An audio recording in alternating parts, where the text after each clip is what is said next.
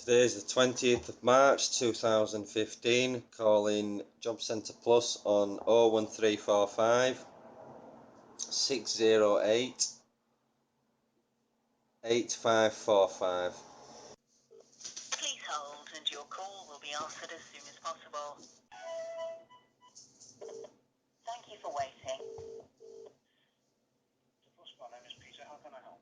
Hello, it's just to make an inquiry onto my claim, if you don't mind, please. Yeah, sure.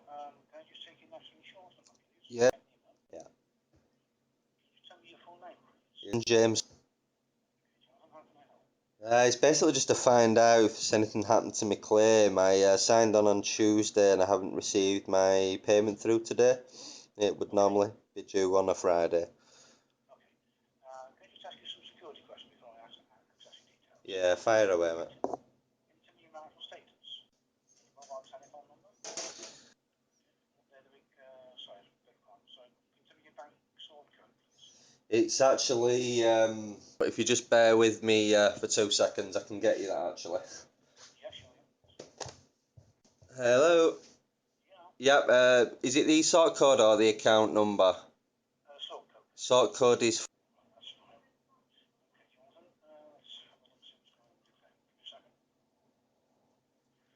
Right. There's been a suspension put on your account. And why is that?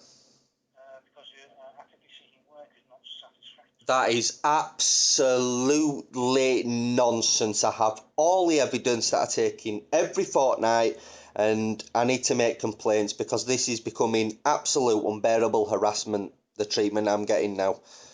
I just can't take this anymore from you guys. I really, really can't. This is outrageous. This needs to stop. It's just bullying now. Okay, but I mean, I can't say anything more about it really. All I can do is read.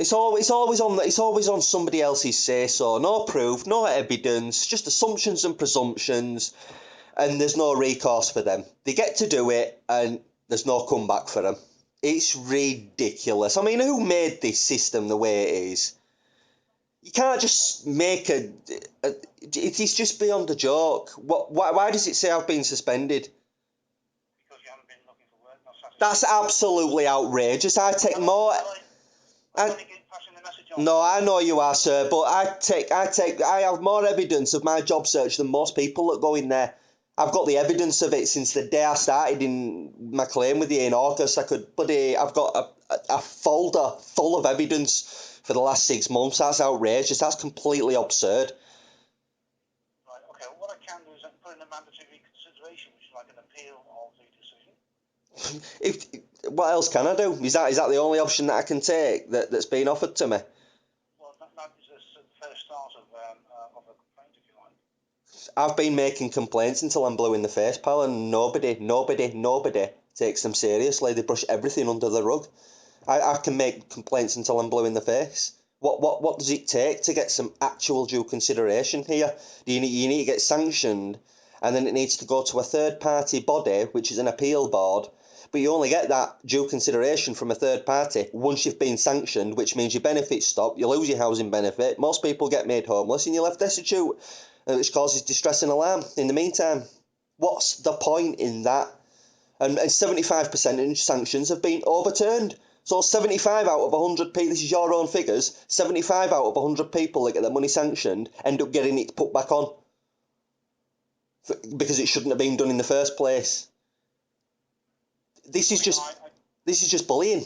This is just sheer harassment. So if I go for an appeal now, how long do I become destitute now before this even gets taken into consideration? Well, you need to fill the form, the JSA 1LH form. Yeah. And where do I get that from? JSA 1LA from the Jobcentre itself.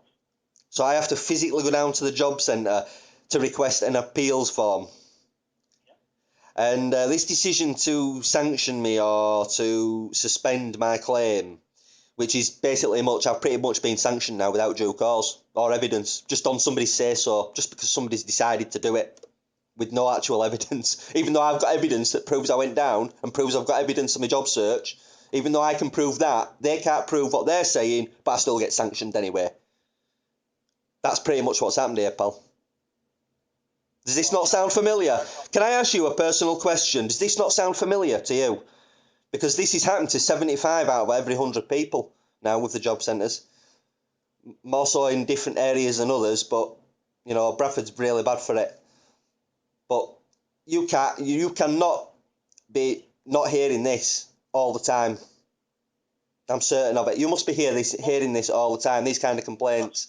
That's why we have there's this contingency in place for you to make a mandatory reconsideration. Yeah, but what you're failing to consider is that once you've been made sanctioned, lost your housing benefits, in some cases been made homeless, which I have. I'm homeless now. I'm already destitute. And now they're going to make me further destitute by taking my money off me, even though I've not been late for a single appointment since I started my claim. I've produced evidence every single fortnight since I've gone in, and I still have that evidence now, all filed away in a big massive folder. I must have over 500 pages alone just in the last 6 months.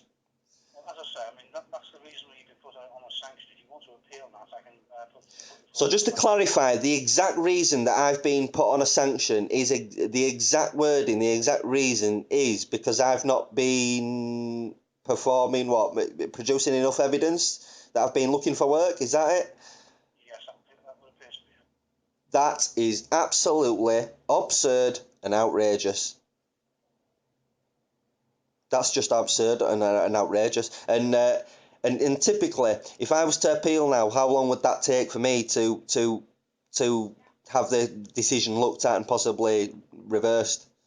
Well, the sooner you get this form filled out, this JSA 1 and A, as soon as you get that filled out, then you can be processed. And if I hadn't have phoned in today, would I have received notification that I've indeed been sanctioned? I can't say what the benefit centres that what letters they send out. So what was this? The other little option that you mentioned about what was it? A mandatory sorry? Yeah, mandatory reconsideration. Yes. What exactly is that? Well, that's your appeal system. Right. And what do you call that again? Sorry? What do you call that again? A mandatory reconsideration. A mandatory reconsideration. Right. Right. Would you mind going ahead with that on your system? That I want to do that. Okay. Right. Tell me your date of birth, please. And the postcode. It's Okay. And the mobile number that you Bradford Eastbrook Court is your local job centre. yeah. What I have to say to you, pal, is that I've recorded all the sessions in the last 4 sign-ons, every word of it, digitally. And I can tell you right now, including an additional interview with one of the managers who completely swept the whole matter under the rug. She gave me 40 minutes of bullshit in an undercover interview. I can prove, absolutely beyond a shadow of a doubt, that everything that their job centre have put down about me is lies. And now I'm going to suffer distress and alarm through destitution because of it.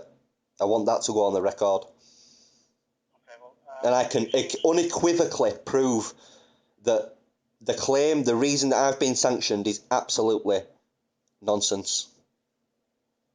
okay, well, we should have a good case for That's not the point. I shouldn't have to be going through it in the first place. They shouldn't have the power to sanction people like that. They just shouldn't, on nothing, on their say-so, because somebody's decided it today. They just can't do that. And they are doing it. What they're actually doing is illegal and unlawful. What they're doing is committing a crime. Because if 75% of sanctions have been overturned, that means 75 out of 100 people, these are your own figures, by the way. If 75% of people, the sanctions have been overturned and they never have been put on in the first place, there's something significantly wrong with the people who are putting these sanctions on in the first place. That makes sense, doesn't it? Does that not sound reasonable? That your own figures show that? No, I don't make any comments on it about it. So I'm just... Do you know what? It would be shocking to hear that you did make a comment on it, mate. Because quite frankly, it's that devastating. How could you possibly comment on it? It would just make you all look too bad. to actually sit there and admit. You can't very well admit it to me that what I'm saying is, yeah, right, that's the way it is, but what can I do about it?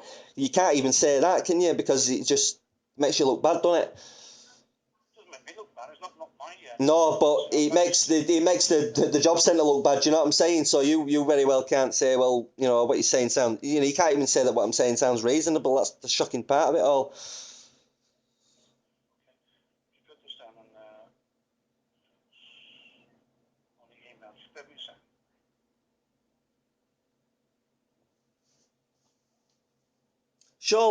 Surely you must have heard all this before. If 75%, if 75 out of 100 people have been incorrectly sanctioned in the first place, surely you've heard this 75% of your calls. No, I haven't. Well, I mean, we don't hear what happens after the call. No, but I mean, surely you get people phoning up and saying why have I been sanctioned, and then saying and accusing them of it being lies and not correct. How many times have you heard that? All the time. All the time. And given that your own figures show that all the time is actually correct, that yeah, all the time those people are actually telling the truth, because 75% of those people have had the, you know, that actually is, do you understand what I'm saying? Well, I don't look at any figures beyond what I send to the job centre, benefit centres, and what's. No, but what I'm saying is you said you hear that all the time, don't you? You know, that there must be lying, it's not right. So if you're hearing that all the time, and that's what... People are lying just because we hear all the time. Yeah, but I mean, if you're hearing that all the time, and it turns out that 75% of those people were actually telling the truth, doesn't that make it the people at the job centre who are putting these sanctions on look really, really, really, really bad? Well, I mean, I'm not making any comment on it at all. I mean, I'm just doing.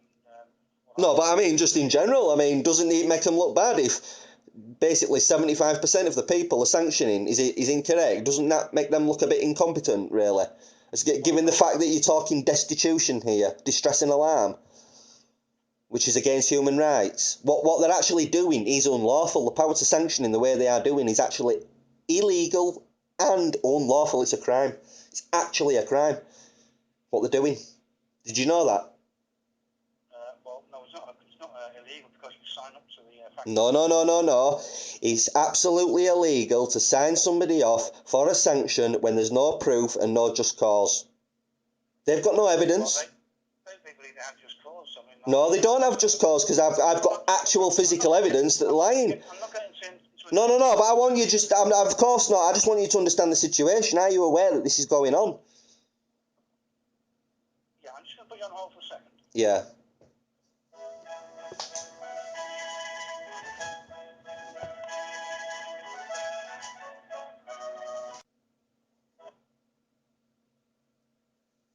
Right, hold on. Right, so let me get this email sent off to the benefit centre. Yeah. Someone will ring you back. Let's see, by 4:39 this afternoon. Right. Well, that's great. Well, thanks for your patience anyway, and for my little rant. But obviously, I'm now distressed and alarmed being told that I've been sanctioned for something that is completely absurd in the first place. The reason that you've given me for being sanctioned has just caused me a great amount of distress and alarm. I am now destitute. I have no money to feed myself. Do you understand my... that's reason enough to be pissed off, is it not? Well, yeah, I mean... It's a legitimate reason to be pissed off, plain and simple. You don't even need to think about that answer, really, I don't think. Would you like me to put you in touch with the food banks? I'm going to have no choice, because I'm going to starve otherwise. Yes, absolutely. I need any help I can get right now. I've just been made destitute. Okay, just give me a second.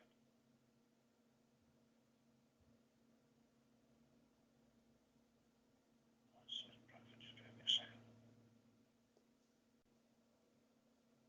What's your first part of your postcode again? Sorry, Yes, it's...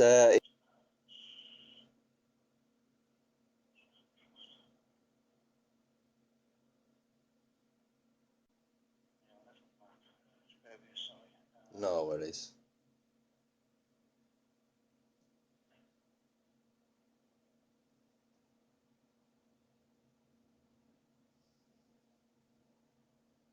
Jubilee Centre, German Street, or Stott Street.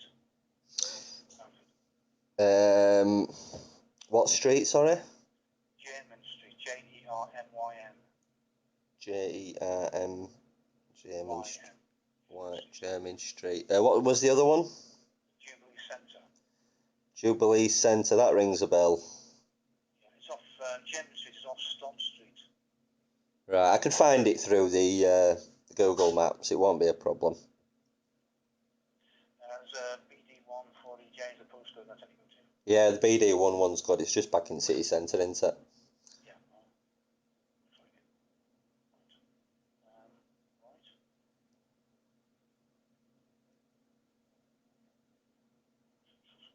There's no. It's a phone number for you.